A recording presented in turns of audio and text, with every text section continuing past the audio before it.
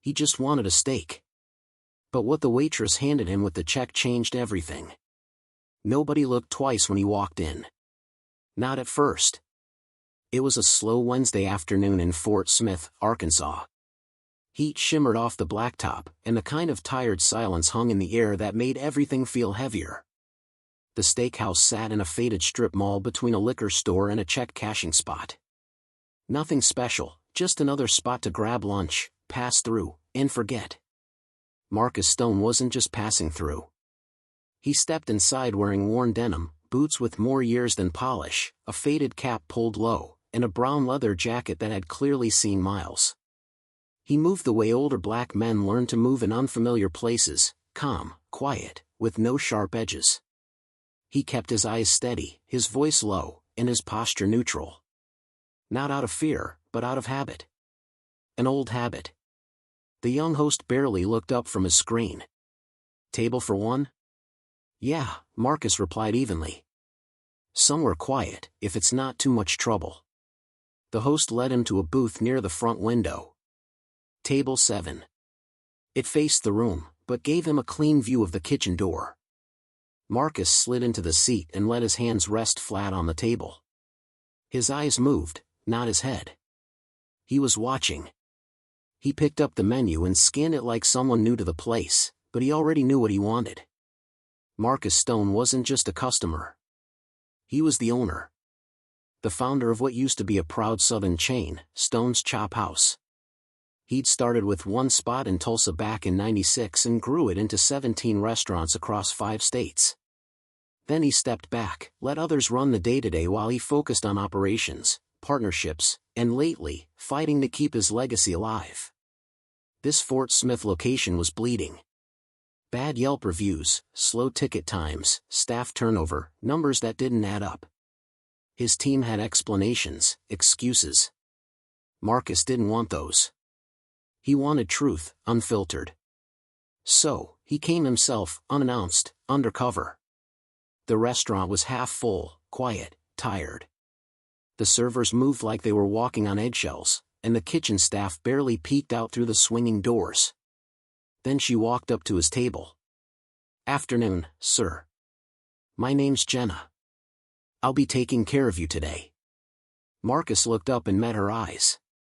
She was a white woman in her mid to late 20s, with her hair in a messy bun and sleeves pushed up. She looked exhausted and guarded.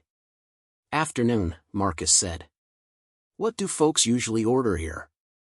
Jenna glanced at the menu like it personally offended her. "Ribeye is still decent. Comes with mashed potatoes and collard greens." "Let's do that," he said, closing the menu. "Medium rare." She nodded and walked off without another word. Marcus leaned back. He scanned the room again, slowly. There was a man near the bar, a big guy with a buzz cut and a tight polo shirt, like he was trying too hard to look important. His arms were crossed, and he was watching the staff like they were liabilities. That had to be the manager. The steak came out quicker than expected. It was good, cooked right, the plate was warm. The kitchen still had some pride in there somewhere, but the vibe was still wrong. Jenna came back, eyes low, and refilled his coffee. She set the check down with a folded receipt tucked inside. Marcus waited, watched her walk away, smooth and steady, like nothing happened. Then he opened the note. It wasn't a receipt. Written in blue ink were 6 words, "If you're really who I think you are, please don't leave without talking to me." Marcus blinked. "Read it again." His pulse didn't spike. His face didn't change. But everything inside him shifted. Across the room, in the reflection of the window, he saw her, Jenna, watching him, but not directly, just enough to know she was serious. He had come for answers, but now he knew he was sitting in the middle of something bigger than missing money. Whatever this was, it had roots, and it wasn't going to be fixed with a spreadsheet. Marcus sat still, one hand resting on the coffee mug, the other gripping the folded note under the table.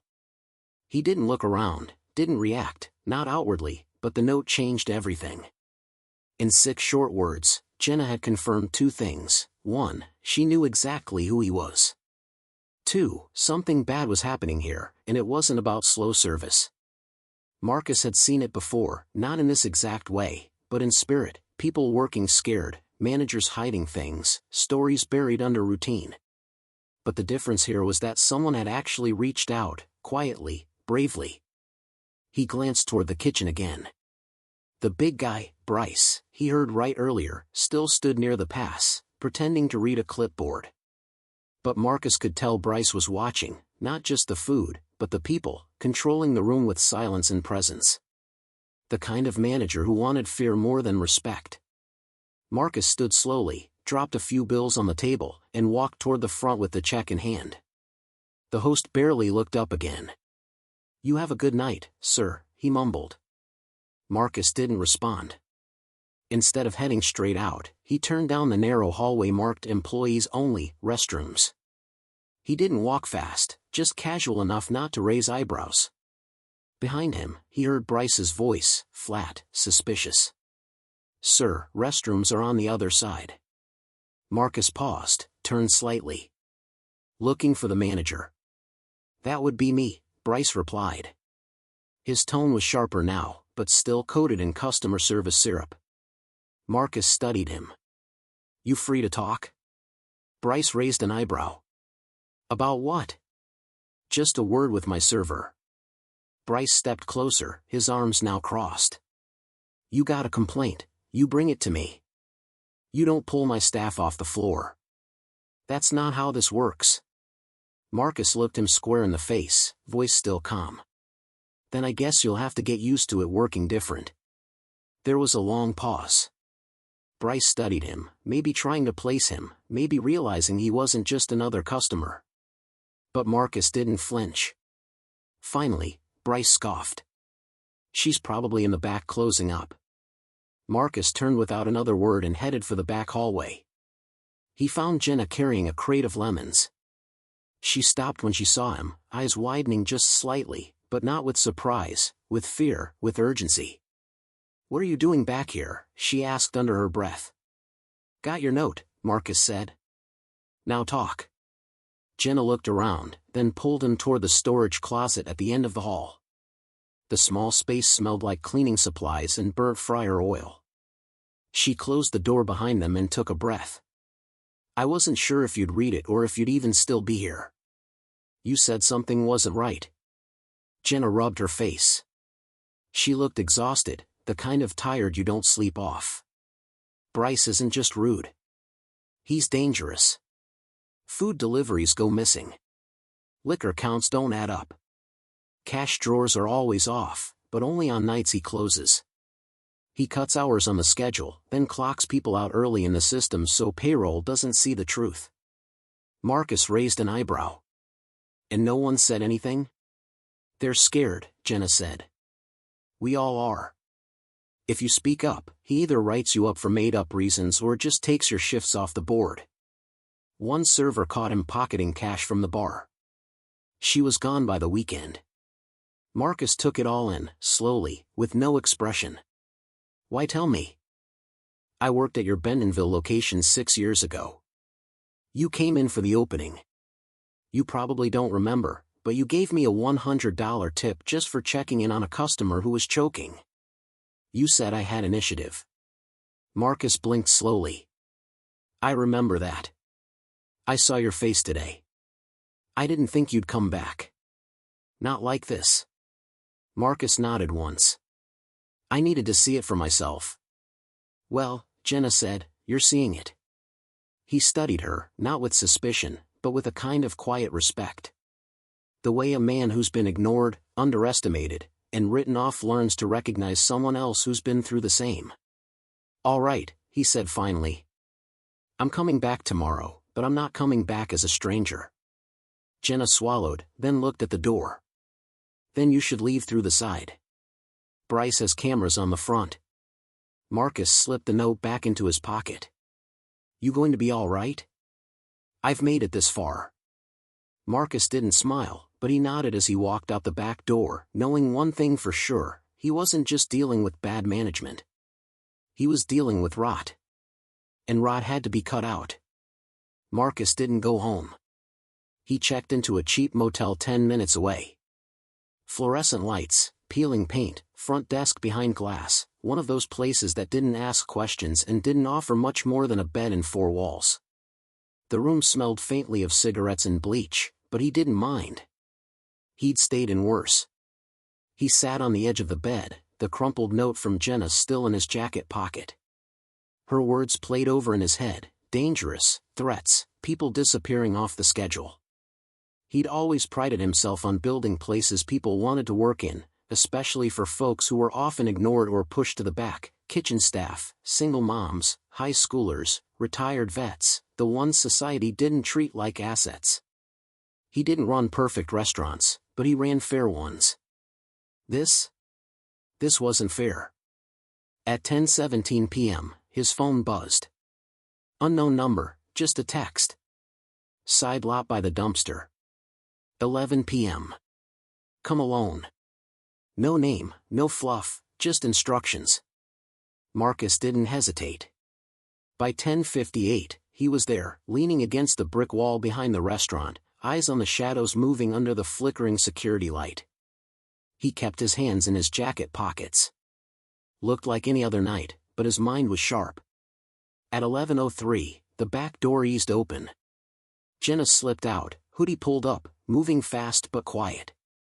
She glanced around like she was being followed. "Thanks for showing up," she whispered.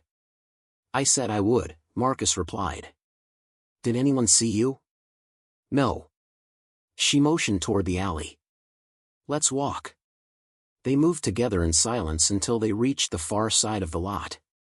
The hum of a freezer fan buzzed in the background. Jenna finally turned to face him. "I had to be sure you were serious," she said. "Most people would have just thrown that note away." "I'm not most people." "I'm starting to see that," she replied.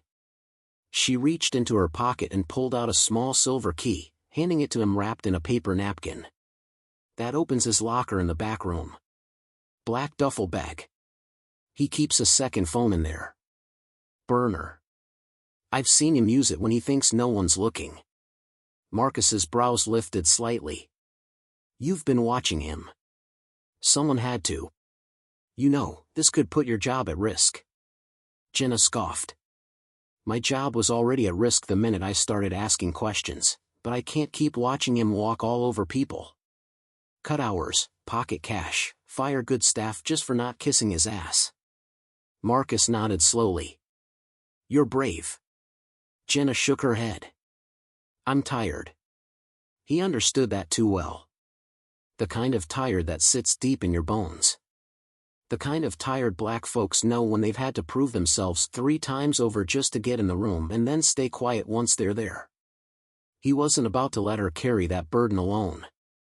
"I'll go in tomorrow," he said. "Look around. If what you're saying holds up, I'll take care of it." Jenna hesitated. "Bryce doesn't play nice. Neither does Glenn. If this blows up, it won't be just about me." "Glenn?"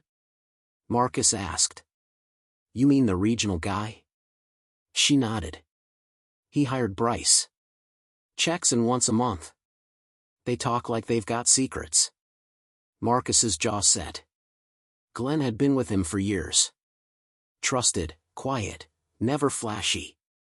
But Marcus had stepped back in recent years, and Glenn had taken more control than he probably should have. "I appreciate you telling me," Marcus said. "I'm just trying to give you the full picture," she replied. He started to walk away, then turned back. "Jenna," he said, "if you get pushback for talking to me, you tell them exactly who I am." "And who's that?" "The man who built this place." He walked into the dark, his boots echoing off the pavement. In his pocket, the key pressed against his leg like a weight, proof that someone inside still believed the truth was worth the risk. Tomorrow, he wouldn't be a stranger anymore. And neither would the lies hiding behind that kitchen door. The next morning, Marcus didn't drive home. He put on the same jacket, same jeans, same scuffed boots. He didn't want to look like a boss. Not yet. That image gave people permission to put on a show. What he needed was truth. He walked through the restaurant's front doors right before the lunch rush. The same host was working, headphones barely hidden, tapping at a cracked iPad. "You again?" the host asked without looking up. Marcus nodded. "One of those weeks." The kid waved him toward a booth without another word. Marcus sat down, but he wasn't hungry. Not for food. He scanned the room. Staff moved faster today. Tension still sat in the air like steam in a kitchen, but something had shifted. Jenna moved differently, not relaxed, but lighter. Still watching her back, though. He caught her eye as she passed. No words, just a slight nod. Then Bryce stepped out from the back. Polo shirt tight across his gut, clipboard in hand, pretending to check something, but his eyes locked right on Marcus. He approached the booth slowly, that fake manager's smile barely hanging on. "Back again," he said. "Didn't think you'd be a regular." Marcus leaned back. Food was solid. "Thought I'd see if it holds up 2 days in a row." Bryce chuckled, but it was tight, forced. "Well, if you got any notes, let me know. I've got a reputation for running a tight ship." Marcus's eyes didn't move from his. "I can tell." Bryce lingered for a beat, then walked off, but Marcus knew. He felt it. Bryce knew something was off. The kind of tension that builds when someone's about to lose the control they thought they owned. Marcus finished his meal in silence, left cash on the table, walked out the front door, then circled around to the back alley. Jenna had done her part. The mop bucket was propping open the side door again. He slipped in without a sound. The hallway was empty. In the back, the staff locker room was quiet, just the low hum of an overworked soda fridge and the buzz of a flickering light overhead. He found Bryce's locker, tall, dented, labeled BL. The small silver key slid in and turned with a soft click. Inside sat a black duffel bag. Marcus unzipped it and found gym clothes, a bottle of cologne, and tucked in the side pocket, a burner phone. No case, no passcode. Marcus scrolled. A list of contacts saved under initials, GT, LM, HQ, WED. He took photos of every screen, every message. Then he pulled open the side pocket of the bag and found something heavier, cash rolled tight with rubber bands. Small denominations, no labels. Looked like someone had been stashing register money off the books. Marcus zipped it back and stepped into the manager's office next door. The same sour smell of old takeout and stress. He opened the second drawer, Jenna's tip had been right, and found the little black leather ledger. A name written inside the cover, Langley's Daily Book. He opened it. Pages of handwritten notes, inventory logs that didn't match invoices, alcohol entries with missing quantities, staff tips rounded down, hours scratched out and rewritten. He had his proof, but before he could slide it into his jacket, the door creaked open. Bryce stood there, arms crossed. No smile now. "You think you're slick," he said. Marcus stayed still. "I should have known the way you walked in here," Bryce continued. "You didn't look scared enough to be just some customer." Marcus looked him dead in the eye. "You talk a lot for someone with dirty hands." Bryce stepped in, closing the door behind him. "You break into my locker, my office. You think you're walking out of here like it's nothing?" Marcus stayed calm, still holding the ledger at his side. "I'm not walking out as a customer, Bryce. I'm walking out as the man whose name is on the lease, the man who owns this place." Bryce blinked, caught off guard. Marcus stepped forward, voice low, measured. "You've been stealing, threatening people, covering your tracks like a rookie. But here's the thing, no matter how quiet you kept it, the paper never lies."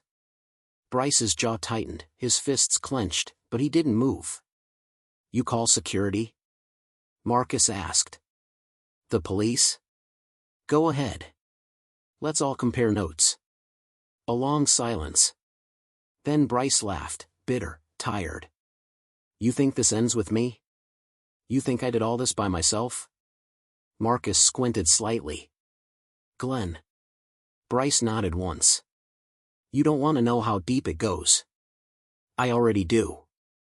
Marcus walked past him, ledger tucked into his jacket. No fear, no hurry, because now he had more than just a hunch. He had receipts. And once you've got receipts, the cover-up always starts to crumble. The phone rang the next morning. Just after 9 a.m. Marcus was back at the motel, sitting at the chip desk, sorting through photos of Bryce's burner phone and the pages he'd scanned from the black ledger. He wasn't tired. He was focused.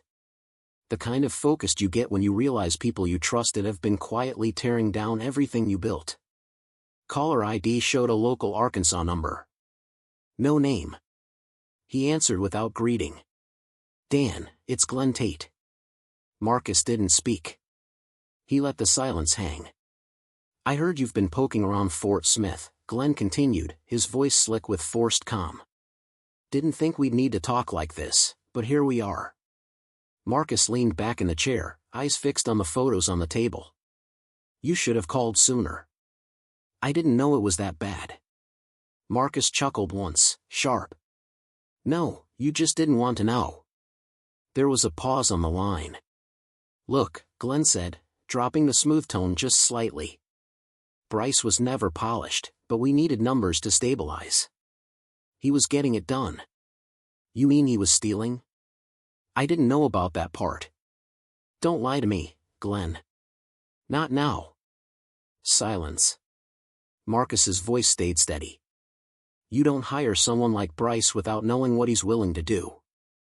You brought him in to do the dirty work while you kept your hands clean. Glenn tried to pivot. Dan, come on. We go way back. You know how tough the market's been lately. Stores are closing left and right. Labor's expensive. People don't stay. You step back and suddenly all the pressure's on me. I had to make decisions. Decisions that got people robbed of hours, tips, peace of mind. You're making this personal. Marcus sat forward. It is personal. I built this company to give people a shot. People like me who got passed over. And now I've got staff scared to ask for breaks because they don't know who's watching. Glenn's voice hardened. Look, I don't want this to get ugly. I'm trying to keep us clean here. Marcus almost laughed. Clean? You've got cash-changing hands, backroom deals with liquor reps, forged logs, and a burner phone full of proof. You're not clean. You're just quiet. Another pause. What do you want? Glenn finally asked. Marcus didn't hesitate. I want you gone. Glenn scoffed. You can't make that call. You're semi-retired. I'm still the founder. My name's still on every legal document. You think the board won't listen when they see how deep this mess runs? You go public with this, we all lose, Glenn snapped. The company's name, your name, it'll drag everyone down. Marcus stood, phone still pressed to his ear. Then I guess you should have thought about that before you sold us all out. He ended the call. Didn't say goodbye. Didn't need to.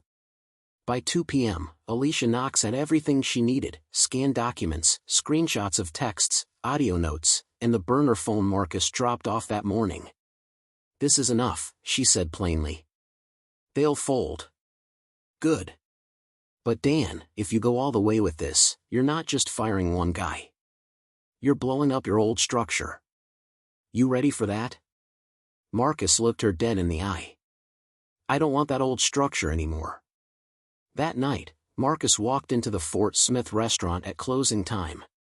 No jacket, no disguise, just himself. Staff glanced up, confused, but not scared. Not anymore. Jenna came out from the kitchen, wiping her hands on a towel. You okay? She asked. Marcus nodded. Meeting time. They all gathered in the dining room, servers, line cooks, dishwashers, even the teenage host showed up. Marcus stood at the front, quiet at first. You all deserve better, he finally said. And I should have shown up sooner. Bryce is gone. Glenn's next. And anyone else who's been stealing or covering for them, you've got one chance to leave on your own. Tomorrow morning, I start rebuilding. And I'm doing it with people who care. He looked across the room, faces exhausted, cautious, but listening. Jenna stood up, Marcus added, alone. She had everything to lose and still told the truth. That's the kind of leadership I believe in. He turned back toward the kitchen. This place isn't broken. It was just in the wrong hands. Now we take it back. No applause, no cheering, but heads nodded, shoulders relaxed, and for the first time in months, people exhaled without fear. Marcus hadn't just exposed the problem. He'd declared war on it. But what he didn't know was Glenn had one more play, and it was coming faster than anyone expected. 2 days later, Marcus received a manila envelope stamped with a corporate return address and urgent legal enclosure printed across the front. He was sitting in the motel lobby, drinking weak coffee from a styrofoam cup, and flipping through vendor invoices. The envelope was thick, the kind you could feel trouble through. Inside, a cease and desist letter from the company's legal department, accusations of slander, unauthorized entry into private property, interference with regional operations, all signed off by Glenn's name at the bottom. Marcus didn't flinch. He'd seen moves like this before. Paper threats from people who thought silence could be bought with intimidation. But that playbook didn't work on him. Not now. Not after what he'd seen. He picked up his phone and called Alicia. "He's trying to scare me," he said, voice even. "Then you're getting close," Alicia replied. "Let him file. That's not a fight he's ready for." Marcus sat back in his chair, staring out the motel window. He didn't want to fight. He wanted accountability in some respect, real respect, for the people keeping these places alive day after day. So he went back, not to corporate, not to Tulsa, but back to Fort Smith, back to his people. That evening, the restaurant was winding down. Tables were clearing, receipts printing. The kitchen's last fryer cycle hissing into silence. Marcus walked in through the side door. No hat, no disguise. Just the same man who started this chain from scratch and was now here to rescue it from the rot inside. He found Jenna in the back rinsing lemon wedges in a giant plastic tub.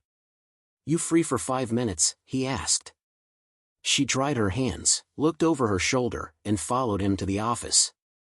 He dropped the envelope on the desk. "Glenn's trying to bury me," he said. Jenna picked it up and read the first page, her lips tightened. "You think it'll stick?" Marcus shook his head.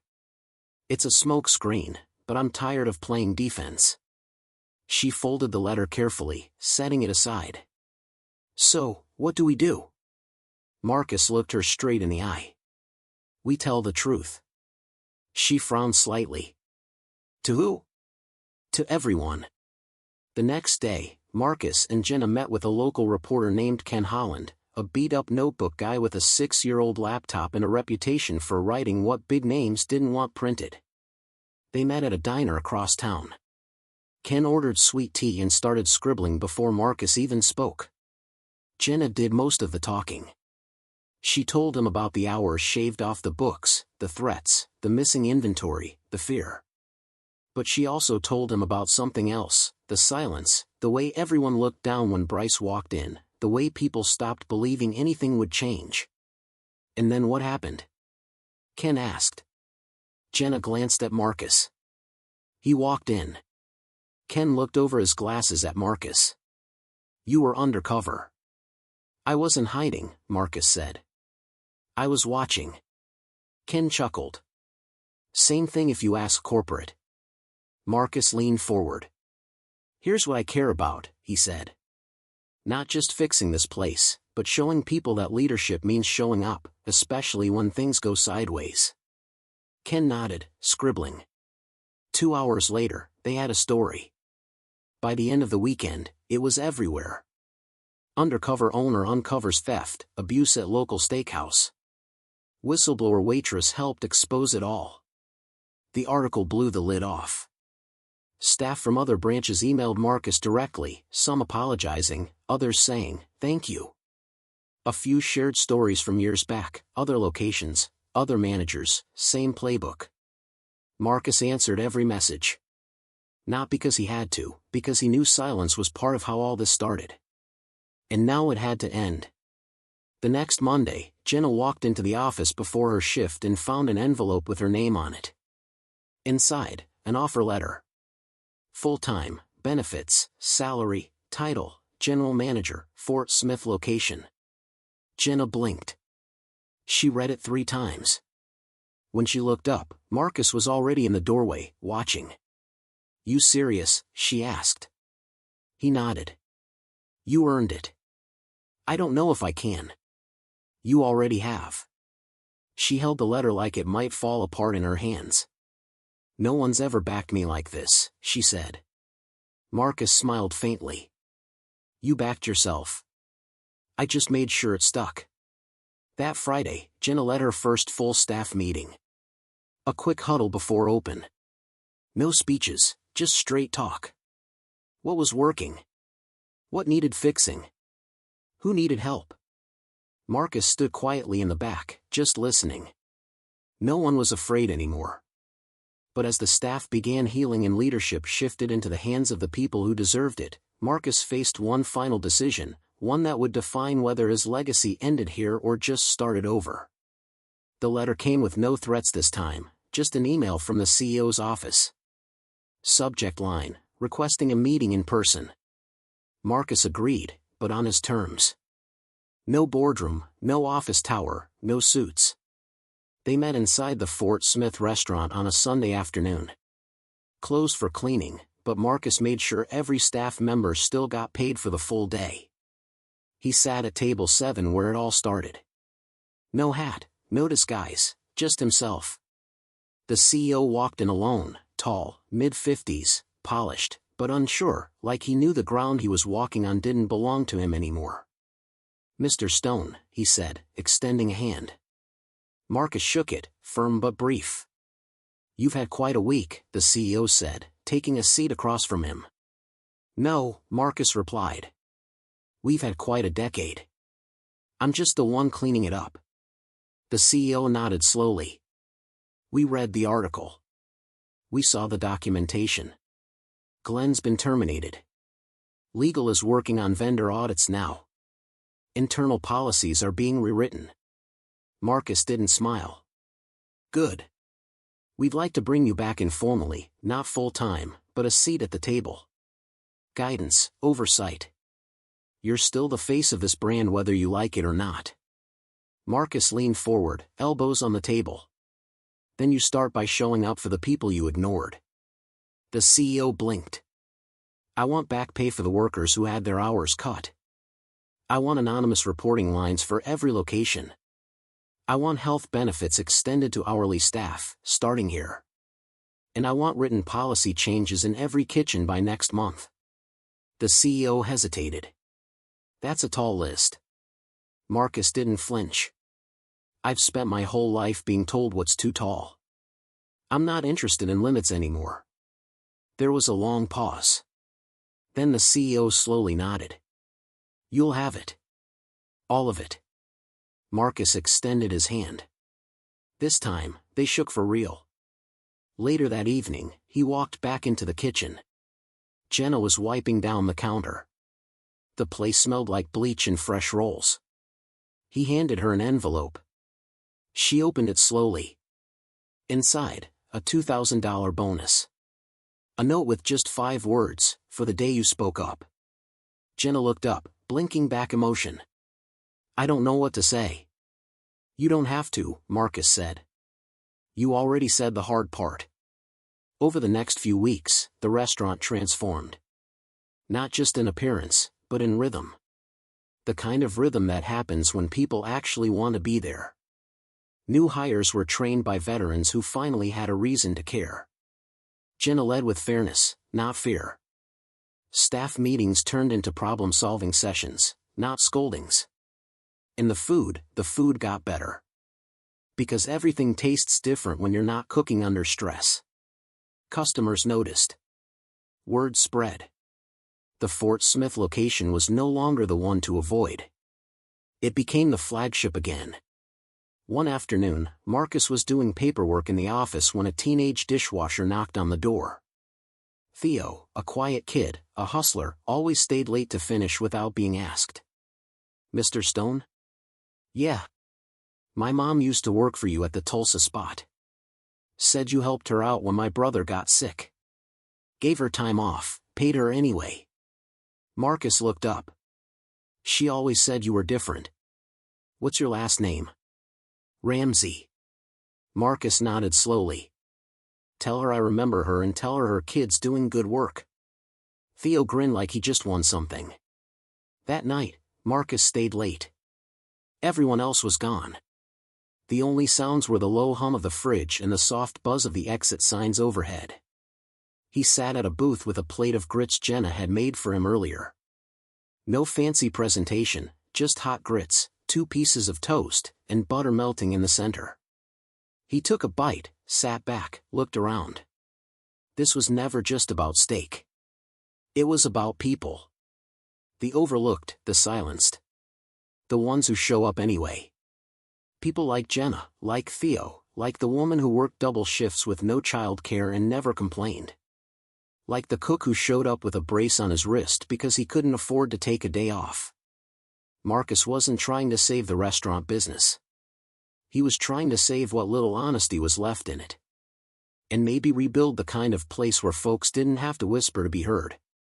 If you've ever worked under someone who misused their power, or if you've been the one afraid to speak, let this story be a reminder. Change doesn't start with a title. It starts with courage. Speak up.